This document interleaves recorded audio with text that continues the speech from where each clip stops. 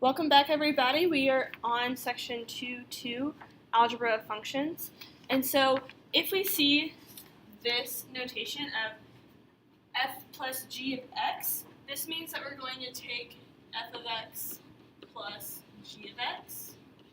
Similarly, if we see f minus g of x, that means we're going to take f of x minus g of x. F times g of x means f of x times g of x. And then f divided by g means we're going to take f of x divided by g of x. Now, this is just regular algebra of functions. We will talk about composition of functions in a later section. So, if we have that f of x is x plus 1 and g of x is the square root of x plus 3, if we want to find f plus g of x, this means that we're going to take f of x plus g of x. And so in this case, that would be x plus 1 plus the square root of x plus 3. Now in this case, these parentheses are not doing anything, and so we can write this as x plus 1 plus the square root of x plus 3. And then, because there are no like terms, this is our final answer. If we have f plus g of 6, we can do one of two things. We already found what f plus g of x is, so you can plug 6 into what I have here in red, or we can find what f of 6 is, and then find what g of 6 is, and add those together. So f of 6 would be 6 plus 1, and then square root of 6 plus 3. And so this would give us 6 plus 1 is 7. The square root of 6 plus 3 would be the square root of 9, which would give us 7 plus 3, which is 10. Now for f plus g of negative 4, if we take g of negative 4, this would be the square root of negative 4 plus 3, which would be the square root of negative 1. And we are only wanting real values for these, and so this does not exist. Will be the answer that my math lab would want. Does not exist.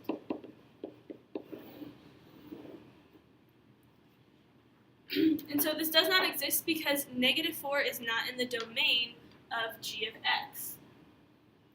And so anytime that we're talking about the domains of our algebra of functions, if we are adding, subtracting, and multiplying, the domains of these functions are going to be the intersection of the two functions that we have.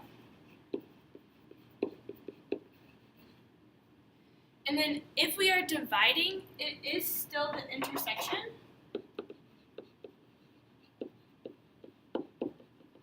But we have to exclude the x values for which g of x equals 0.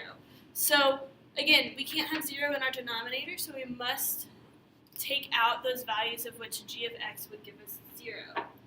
So if we look at example 2, the domain for f of x is all real numbers, negative infinity to infinity. Excuse my board.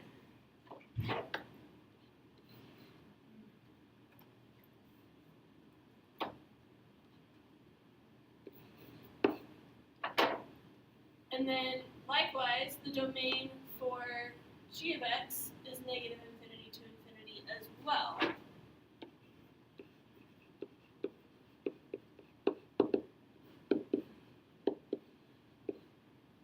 So the intersection of this, since they are the same, that means that f plus g, f minus g, and f times g are all going to have the same domain as f of x and g of x. So these first three are all negative infinity to infinity. But when we take f divided by g, we have to look at when does g of x equal 0. So basically, plus 2 equals 0 when x equals negative 2. And so this would be our union, where we have from negative infinity up to negative 2, because we have to exclude negative 2, union negative 2 to infinity. And so I'll let you guys go ahead and try these 4 problems on your own, and then we will talk about these in class. And so the other thing in this section is the difference quotient. And so if we look at a curve, if our first point we label as x and f of x, and then we go h distance from x, so our first x is x, second one is x plus h. Then our point for this would be x plus h and then f of x plus h. And so if we go to write the slope of this line, so again, y2 minus y1 over x2 minus x1 for our slope.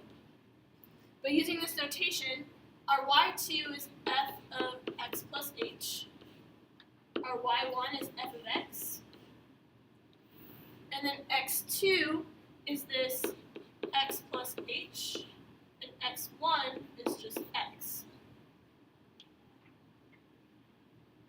And so our numerator cannot be simplified at all, but our denominator, our x's actually cancel out. And so we're left with this to find the slope of a secant line. And so this is for any curves, and this is called the difference quotient.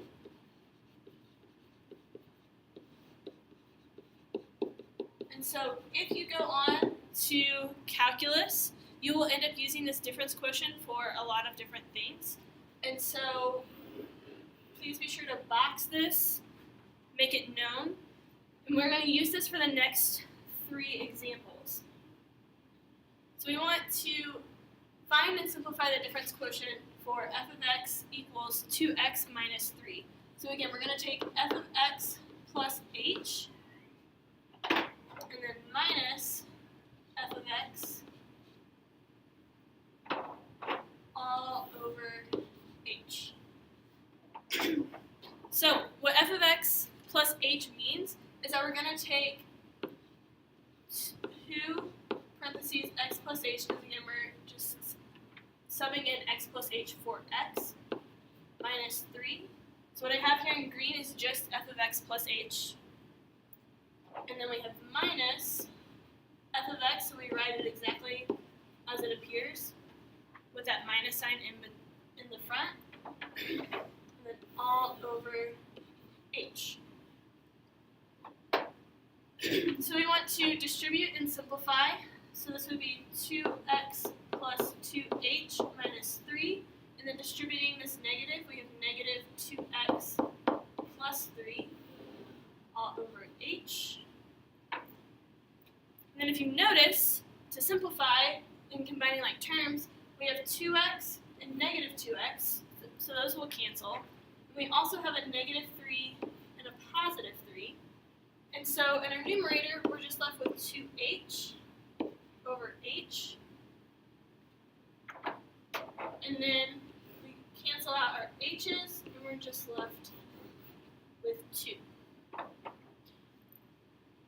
And so we will talk about example 4 and example 5 in class.